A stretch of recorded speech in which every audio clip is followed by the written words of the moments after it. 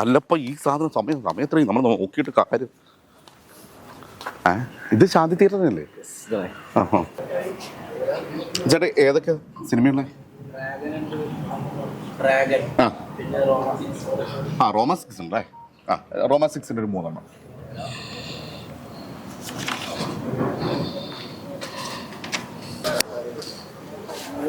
ഇതിന് പാട്ട് എഴുതിയ വ്യക്തിയല്ലേ?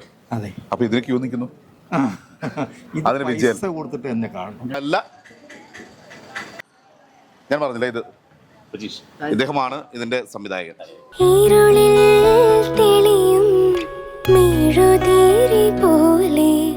പ്രകാശമാകണേ ജീവിതം, ഇരുളിൽ തെളിയും മെഴുതിരി പോലെ പ്രകാശമാകണേ ജീവിതം, കുരിശിൽ നിറയും കരുണ പോലെ അഭയമാകണേ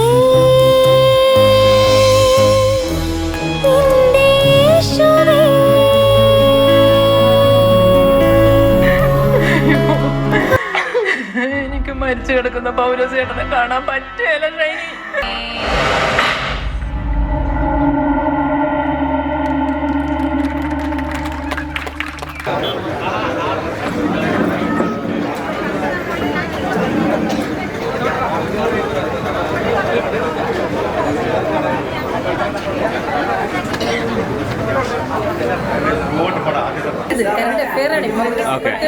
കാലഘട്ടം ആവശ്യപ്പെടുന്ന ഒരു സിനിമ തന്നെയാണ്.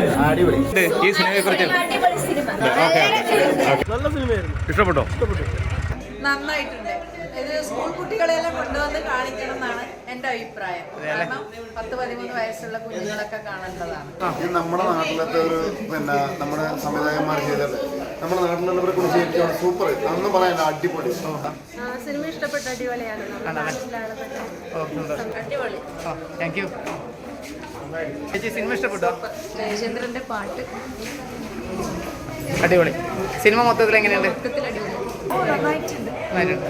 പാട്ട് നന്നായിട്ടുണ്ട്. മറ്റേ ആയതില്ലേ വേടന്റെ സ്റ്റൈല് പാട്ടില്ലേ, അത് നന്നായിട്ടുണ്ട്. കഥ ഷിജു പീറ്റർ ഡയറക്ടർ. സിനിമ എങ്ങനെയുണ്ട്? നല്ല സിനിമയായിരുന്നു. ഇഷ്ടപ്പെട്ടു മൊത്തത്തിൽ. ഗാനങ്ങളൊക്കെ അടിപൊളിയായിരുന്നു. അതെ, ഇഷ്ടപ്പെട്ടു അല്ല? ഒരുപാട് സിനിമ എങ്ങനെയായിരുന്നു? മോശമല്ല, നല്ല അടിപൊളി. മോശമില്ല, നന്നായിട്ടുണ്ട്.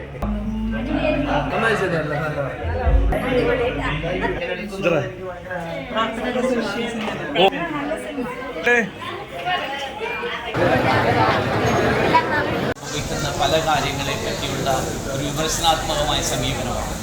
ഈ നമ്മൾ ചെയ്യുന്ന എല്ലാ ചെയ്തികൾക്കും അതിൻ്റേതായുള്ള ഉത്തരം നമ്മൾ കൊടുക്കേണ്ടിയിരിക്കുന്നുള്ള വലിയൊരു ആശയം ഇന്ന് സമൂഹത്തിൽ നൽകുന്നു.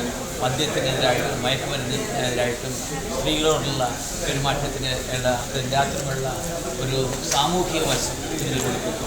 മാത്രമല്ല എനിക്ക് ഏറ്റവും സന്തോഷം തോന്നിയത് ഇതിൽ അഭിനയിക്കുന്ന പലരും നാട്ടുകാർ തന്നെ, ഈ വലിയ പ്രൊഫഷണലിനേക്കാൾ കൂടുതൽ അവരുടെ പ്രൊഫഷണലിനേക്കാൾ പോലെ തന്നെ അവരുടെ കലയും അവരുടെ കഴിവും സിദ്ധിയും സാധ്യതയൊക്കെ പൊതുജനത്തിൻ്റെ മുന്നിൽ അവതരിപ്പിച്ചിരിക്കുന്നു. അതിലും അവരെല്ലാവരും അഭിനന്ദനം അറിയിക്കുന്നു. റോമ 6 കാണേണ്ട ഒരു സിനിമയാണ്. കാരണം അതൊരു വ്യത്യസ്തമായ പ്രതിപാദന രീതി അത് അവലംബിച്ചിരിക്കുന്നു. അത് മാത്രമല്ല ഷിജു പീറ്ററിൻ്റെ പ്രഥമ സംരംഭം ഇത്രയധികം വിജയിച്ചിട്ടുണ്ടെങ്കിൽ ഇനിയും ആ ഒരു അദ്ദേഹത്തിൻ്റെയാണ് സംവിധാനം, തിരക്കഥ, സംഭാഷണം, അങ്ങനെ യഥാർത്ഥത്തിൽ ഒരു വലിയ കലാപ്രതിഭയെ നാം കണ്ടെത്തിയിരിക്കുന്നു റോമ 6-ന്റെ. ഷിജു പീറ്ററിനുമെല്ലാം ആവുന്നത് തെറ്റുകളിലേക്ക് പോയിക്കൊണ്ടിരിക്കുന്ന കുട്ടികളും അവരുടെ മാതാപിതാക്കളും ഒക്കെ കാണേണ്ട ഒരു സിനിമയാണ് റോമ 6 എന്നുള്ളതാണ് എൻ്റെ. ഇതിൽ കുറച്ച് പാട്ടുകളുണ്ട്. ഒരു പാട്ട് നമ്മുടെ ഭാവഗായകനായിട്ട് കൊണ്ട് പാടിച്ച് അദ്ദേഹത്തിന് അവസാനമായിട്ട് പാടിച്ച ഒരു പാട്ടാണ് ഈ കേൾക്കാൻ പോകുന്ന ഒരു പാട്ട്. ഒരു ലല്ലവിയാണ്. ചാറ്റൽ മഴയുടെ പാട്ട് എൻ്റെ തങ്കക്കുടത്തിന് കൂട്ട്. അത് എഴുതിയുള്ള പ്രേമൻ എന്ന് പറഞ്ഞ ആളാണ്. അദ്ദേഹം പേര് മാറ്റിയിട്ടാണ് ആ ചരിത്രത്തിൽ കൊടുത്തിട്ടുള്ളത്. എന്തായാലും നല്ലൊരു പാട്ടാണ്. അത് ചേട്ടൻ്റെ വേർപാടിന് ശേഷം ഇനി ആ സുന്ദരമായ ശബ്ദം നൂറ് കേൾക്കാനുള്ള അവസരം സർവേശ്വരൻ എനിക്ക് തന്നു. പിന്നെ സിനിമ കണ്ടു. സിനിമ കണ്ടതിന് ശേഷമാണ് എനിക്ക് ചോദിക്കാൻ പറ്റും, ആ ഗാനങ്ങൾ ശരിക്കും പളുങ്ക് പണികൾ പോലെ എടുത്തു പറയാൻ പറ്റുന്ന രീതിയിലുള്ള ഗാനങ്ങളായിരുന്നു അതിനകത്ത്. എങ്ങനെയുണ്ടായിരുന്നു ആ സിനിമയെ കുറിച്ചൊന്ന് പറഞ്ഞു? റോമ 6 എങ്ങനെയുണ്ട്? റോമ 6 ഈ കാലഘട്ടത്തില് ചെറുപ്പക്കാർ മാതാപിതാക്കൾ കാണേണ്ട ഒരു ഫിലിമാണ്. ഇന്ന് എന്താണോ നടക്കുന്ന സമൂഹത്തിൽ അതിൻ്റെ നേർപരിച്ഛേദമാണ് ഷിജു പീറ്റർ സംവിധാനം ചെയ്ത ഈ റോമ 6 എന്ന സിനിമയിലുള്ളത്. വളരെ മനോഹരമായിട്ടാണ് അദ്ദേഹം ഈ ഒരു പടം ചിത്രീകരിച്ചിരിക്കുന്നത്. പള്ളിയിലെ അച്ഛനൊപ്പമാണ് ഞാനുള്ളത്. പേരെന്തായിരുന്നു? ഗിരീഷ് എന്ന്. അപ്പം പേര് ഗിരീഷൻ, പള്ളിയിൽ അച്ഛനായിട്ടാണ് അഭിനയിച്ചിട്ടുള്ളത്. എങ്കിലും ശ്രദ്ധിക്കപ്പെടുന്ന കുറേയേറെ ടൈമുകൾ, ആ മുഹൂർത്തങ്ങൾ ഈ റോമ 6 ഉണ്ടായിരുന്നു. എങ്ങനെയുണ്ടായിരുന്നു റോമ 6 എന്നൊരു അനുഭവം? റോമ 6 എന്ന് പറയുന്നത് എന്നെ സംബന്ധിച്ച് ഒരു ആദ്യത്തെ സിനിമയാണ്. അപ്പോൾ മകള് ആണ് ശരിക്കും ഷിജു സെലക്ട് ചെയ്തത് ആദ്യം. അപ്പോൾ എന്നോട് പറയും ചെയ്തു, ഗിരീഷേട്ടൻ മോളെ മാത്രമേ ഉള്ളൂ, ഗിരീഷേട്ടൻ ഉണ്ടാവില്ല എന്ന് പറയും ചെയ്തു. പക്ഷെ സെറ്റിലെത്തിയപ്പോൾ ആദ്യം എനിക്ക് തന്നതായിരുന്നു അവളുടെ കുപ്പായം. ഇത് എന്താ പറയാ, അത്രയും ദിവ്യമായ ഒരു വേഷം, അത്ര ഒരു എന്താ പറയാ, അതിൽ കുറെ ആളുകൾ ആരാധനയോടെ കാണുന്ന ഒരു വേഷം ധരിക്കുമ്പോൾ ഒരു റെസ്പെക്ട് അത് ശരിക്കും ഫീൽ ചെയ്തിട്ടുണ്ടായിരുന്നു. അപ്പൊ എന്തോ ഒരു പ്രൗഡ് ഫീൽ ചെയ്തൊരു അനുഭവമായിരുന്നു ആ ഒരു പള്ളിയിലെ അച്ഛൻ. റോമ 6 കണ്ടവർ പറഞ്ഞപ്പോ എങ്ങനെയുണ്ടായിരുന്നു? കണ്ടവരെല്ലാരും നന്നായി എന്ന് പറഞ്ഞു. പോരെ, കുഴപ്പമില്ല. നമ്മൾ പ്രതീക്ഷിക്കാതെ ഒരു അവാർഡ് കിട്ടി അല്ലെ? അതിനുശേഷം നമ്മൾ 2-3 സിനിമകളിലേക്ക് എത്തി. എങ്ങനെയുണ്ടായിരുന്നു റോമ 6 എന്ന് നമ്മൾ ചോദിച്ചു കഴിഞ്ഞു. ഇനി നമ്മുടെ നാട്ടുകാരോട് എന്താ പറയാനുള്ളത്? നാട്ടുകാരോട് എന്താ, ഉറപ്പായിട്ടും എല്ലാരും കാണണം തന്നെ പറയാനുള്ളൂ. നമ്മളെപ്പോലെ മെസ്സേജ് ഉണ്ട്, നല്ലൊരു പ്രമേയമാണ്. മാത്രമല്ല നമ്മളെപ്പോലുള്ള കുഞ്ഞു കുഞ്ഞു കലാകാരന്മാർ, അതെ, നമ്മളെ ഷിജു പീറ്ററിനെ പോലെയുള്ള പുതുമുഖ നവാഗത സംവിധായകൻ, നിങ്ങളുള്ള എന്താ പറയാ, നമ്മളെ നല്ലവരായ നാട്ടുകാരെ സഹകരണം ഇല്ലാണ്ട് നമുക്കൊന്നും മുന്നോട്ട് പോകാൻ പറ്റില്ലല്ലോ.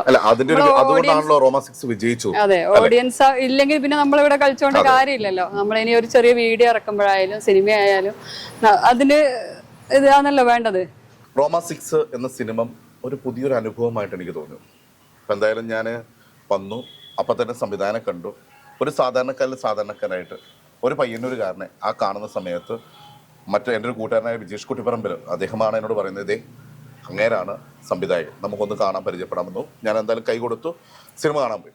തിരിച്ചു വന്നതിന് ശേഷം, സിനിമ കണ്ടതിന് ശേഷം അഭിപ്രായം പറയുകയാണ്. നമസ്കാരം. അപ്പം എന്തായാലും റോമ 6-നകത്ത് ഞാൻ ആദ്യമേ ചോദിക്കുന്നത്, മറ്റ് ഒരു സിനിമകളിലും കാണാത്ത ഒരു പ്രത്യേകത, അതായത് ഒരു ശവക്കോട്ട എന്ന് പറയുന്നതിന് പകരം നമുക്ക് പെട്ടികളെല്ലാം വന്ന് വീഴുന്നൊരിടം അല്ലെ? അതെ, എവിടെയും ഞാൻ കണ്ടിട്ടില്ല. അതിനകത്തേക്ക് ക്യാമറ പോകുന്നു. എന്തായിരുന്നു അതിന്റെ ഉദ്ദേശം?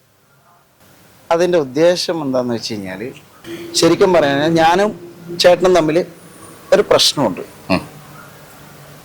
ഞാൻ ഒരു ദിവസം മരണപ്പെടുന്നു. ചേട്ടൻ അതിയായ സന്തോഷം. കാരണം വെച്ചാൽ ഇനി എന്നെ കാണണ്ട, ഇനി ഞാൻ പകരം വിട്ടാനോ ഒന്നും വരില്ല. ഞാൻ മരണപ്പെട്ടു. പക്ഷെ ഒരു നാൾ ചേട്ടനും മരണപ്പെടുന്നു. മരണപ്പെട്ട് കഴിഞ്ഞ് മരണശേഷം വീണ്ടും എന്നെ കണ്ടുമുട്ടുന്നു. അപ്പോൾ ഉണ്ടാവുന്ന ആ രണ്ടുപേരുടെ ആ മനസ്സിലുണ്ടാവുന്ന സിറ്റുവേഷനാണ് റോമ 6 എന്ന് പറയുന്നത്. അതിനകത്ത് നഞ്ചക് സാബു പോലുള്ള ആളുകളുടെ ആ വരുന്ന ഒരു ഇംപ്രഷൻ ഒക്കെ ശരിക്കും പറഞ്ഞാൽ നമ്മളൊരു കോരിത്തിരിപ്പിക്കുന്ന രീതിയിലേക്കാണ് അതുപോലെ ചില പാട്ടുകൾ. അതെ, പിന്നെ ഇതിനകത്ത് ബീജം ചെയ്തിരിക്കുന്ന എൻ്റെ പ്രിയ സുഹൃത്ത് പ്രണവ് പ്രദീപാണ്. അവനിപ്പോൾ ഇവിടെ ഇല്ല. ആ ഒരു വിഷമം കൂടി എനിക്കുണ്ട്. അവൻ ദുബായിലാണ് വർക്ക് ചെയ്യുന്നത്. പ്രൊമോഷൻ കിട്ടി. അതെ അതെ അതെ, അതിൽ വിഷമം വേണ്ട. കാരണം അദ്ദേഹം അവിടെ പ്രൊമോഷൻ സംഗീതപരമായിട്ടും മ്യൂസിക് പരമായിട്ടും പറയാനുള്ള ഇത്രയും പേരാണ് ഉള്ളത്. അപ്പോ നമ്മളെ പ്രൊഡക്ഷൻ കൺട്രോളർ ആയിരുന്നു അല്ലേ? എന്തൊക്കെ കൺട്രോൾ ചെയ്തു? എല്ലാം ഏകദേശം ഓക്കെ. അതുകൊണ്ട് വിജയം കിട്ടിയല്ലേ? കിട്ടി. കുറച്ചൊക്കെ എനിക്കൊരു സംശയം, ചേച്ചിയുടെ കൂട്ടുകാരനെ പറഞ്ഞപ്പോ ഞാൻ മാറ്റി നിർത്തി ചോദിക്കാൻ കാരണം അതാണ്. ചേച്ചിയുടെ പറഞ്ഞ എല്ലാ കാര്യങ്ങളും ചെയ്തല്ലോ. എല്ലാം ഞാൻ ചെയ്തു. അവരെ വിളിക്കണം എന്ന് പറഞ്ഞു, ഞാൻ വിളിച്ചു. ഇവരെ വിളിക്കണം എന്ന് പറഞ്ഞു. ലാസ്റ്റ് ഞാൻ തിയേറ്ററിൽ കണ്ടപ്പോയില്ലേ, ഞെട്ടിപ്പോയി. എന്താ പറയുന്നത്, പ്രൊഡക്ഷൻ കൺട്രോൾ എന്നുള്ള പേര്. അപ്പൊ എല്ലാവരും നമുക്കിപ്പോ വെക്കാൻ പറ്റില്ല. നിർമ്മാണ നിർവഹണം എന്ത് കാര്യം വിശ്വസിച്ച് ഏൽപ്പിക്കാവുന്ന ഒരാളാണ് വിജേഷ്. അതിപ്പം ശരിക്കും പ്രൊഡക്ഷൻ കൺട്രോളർ ചെയ്യേണ്ട പണിയൊന്നല്ല. ചായ വാങ്ങിച്ചിട്ട് വരലും മറ്റേ അവരെ കൂട്ടിക്കൊണ്ടുവരലും അദ്ദേഹം പ്രൊഡക്ഷൻ കൺട്രോളർ എല്ലാം പഠിച്ചു അല്ലേ? അല്ല പഠിപ്പിച്ചു എന്ന് അത് പറയാം. ചെയ്യിപ്പിക്കുന്ന പണിയാണ് അതെ പ്രൊഡക്ഷൻ. അതെ അതെ, പക്ഷെ അല്ല പഠിപ്പിച്ചു.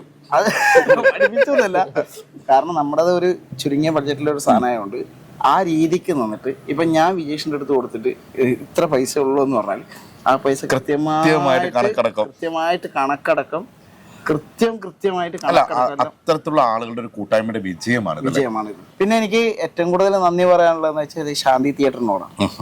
കാരണം നമ്മുടെ ഒരു പുതിയ ആൾക്കാരുടെ ഒരു പടം അത് എടുക്കാൻ അവർ കാണിച്ച മനസ്സ്, അത് അവരെ അഭിനന്ദിച്ചേ മതിയാവും. അപ്പോൾ അനുവേട്ടനോട് സംസാരിച്ചപ്പോൾ അനുവേട്ടൻ എന്നോട് പറഞ്ഞു, ഷിജു നമുക്ക് ചെയ്യാം, പക്ഷെ നമുക്ക് വലിയ പടങ്ങളുള്ള സമയത്ത് പറ്റില്ല, ഇച്ചിരി ഡൗൺ ആയ സമയത്ത് നമുക്ക് ചെയ്യാം. അവർ പറയുന്നതിൽ കാര്യമുണ്ട്.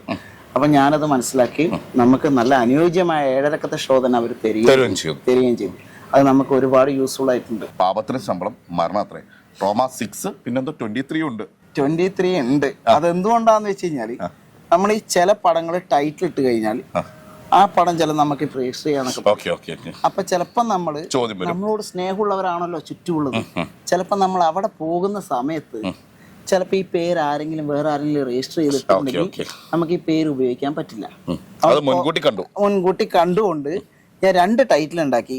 ഒന്ന് റോമ 6 എന്നും ഒന്ന് റോമ 6:23 എന്നും ഇട്ടു. സിനിമ എന്താണെന്ന് ചോദിച്ചാൽ ഇന്ന് സാധാരണക്കാരന് ചെയ്യാൻ കഴിയും എന്ന് തെളിയിച്ച ഒരു മഹത് വ്യക്തിയുടെ മുമ്പിലേക്കാണ് ഞാൻ എത്തിയത്. എന്തായാലും കുറേ ആളുകളുടെ പരിശ്രമത്തിന്റെ ഭാഗമായിട്ടാണ് റോമ 6 ഇന്ന് വിജയിച്ചിരിക്കുന്നത്. ചില പരിമിതികളൊക്കെ ഉണ്ട്, കാരണം സാമ്പത്തികമാണ് ഇന്ന് ഘടകം. സാമ്പത്തികം കൂടി ഉണ്ടായിരുന്നുവെങ്കിൽ ഇദ്ദേഹത്തെ പോലുള്ള കലാകാരന്മാരുടെ മികച്ച സംഭാവനകൾ കേരളത്തിനും അതുപോലെ അഭ്രവാളികളിലൂടെ ജനങ്ങളിലേക്കും ലഭിക്കും. തീർച്ചയായിട്ടും കാണേണ്ടവർ കണ്ടാൽ ഇദ്ദേഹത്തെ പോലുള്ളവരെ ഉയർത്തിക്കൊണ്ടുവരാൻ പറ്റും. അതുപോലെ അമൂല്യമായിട്ടുള്ള പലതും കലാസൃഷ്ടികൾ നമ്മുടെ മുമ്പിലേക്ക് കിട്ടും. തീർച്ചയായിട്ടും അവർക്ക് വേണ്ടിയിട്ട് എന്തായാലും നമുക്ക് ഒരു സപ്പോർട്ട് എന്ന രീതിയിലാണ് നമ്മൾ എത്തിയിട്ടുള്ളത്. ഈ സിനിമ കാണാൻ ശ്രമിക്കുക, അതുപോലെ ഇതിനു വേണ്ടി വഴിവെട്ടി തുറക്കുക. എല്ലാവർക്കും നന്ദി, എല്ലാവർക്കും നമസ്കാരം. Thank you.